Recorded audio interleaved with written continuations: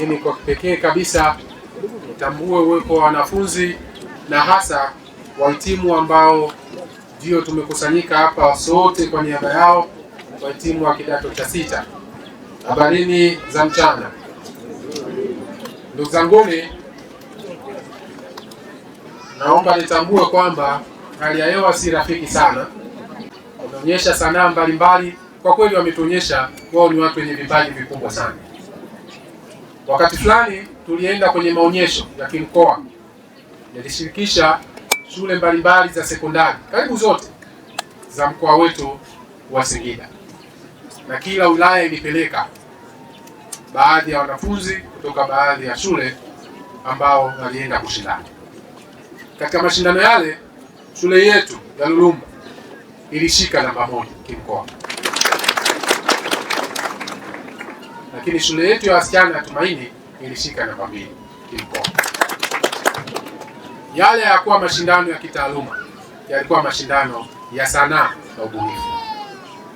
Lakini pamoja na mafanikio hayo katika sanaa na ubunifu, mwalimu mkuu katika hotuba yake ameeleza shule yetu ya Lulumba kwa takribani miaka 7 sasa, kuanzia mwaka 2017 imekuwa ikiongoza kwa matokeo ya kitaaluma kiwilaya na kimkoa. Mwaka 2021 shule yetu ya Lulumba ilifanikiwa kuingia top 10 masomo mawili matatu kwa biology na geography na physics, masomo mawili. Tuliingia top 10 ya kitaifa. Nikisema top 10 ya kitaifa, na maanisha tulikuwa miongoni mwa shule 10 bora katika shule zaidi ya 8,900 katika nchi nzima ya Tanzania. Huo ndio bora wa shule ambayo vijana wetu wamekuja kupata elimu na leo wanahitimu.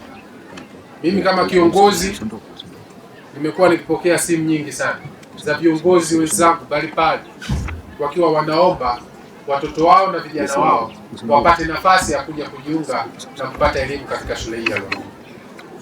Kwa hiyo tunaweza tukasema kwamba sio special school, lakini Lulumba is so special it is kind kabisa. Ni shule ambayo ina uwezo wa kuchuana na shule special katika nchi yetu. Kwa kweli nitoe pongezi sana kwa mkuu wa shule na timu yako yote kwa kazi kubwa na nzuri ambayo umeendelea kuifanya.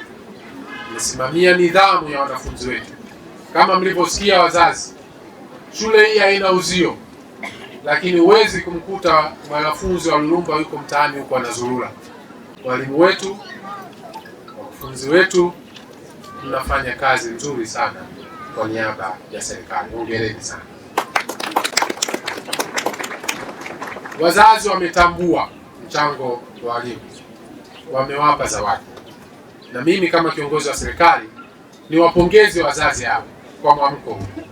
Sio mara nyingi katika nchi yetu kukuta sehemu wananchi au wazazi wawe na mwamko wa kipekee kama ambao wazazi wa wanafunzi wa Lulumba wameonyesha. Hongereni sana. Nikiwa kidato cha kwanza mwaka 2001 ndio ilikuwa mahafali yangu ya kwanza kuhudhuria. Mpaka leo nimekuwa nikihudhuria mahafali mbalimbali. Kwa mara ya kwanza leo nimeshuhudia wazazi wanawachangia walimu kwa kutambua juhudi zao. Ni kwa mara ya kwanza leo.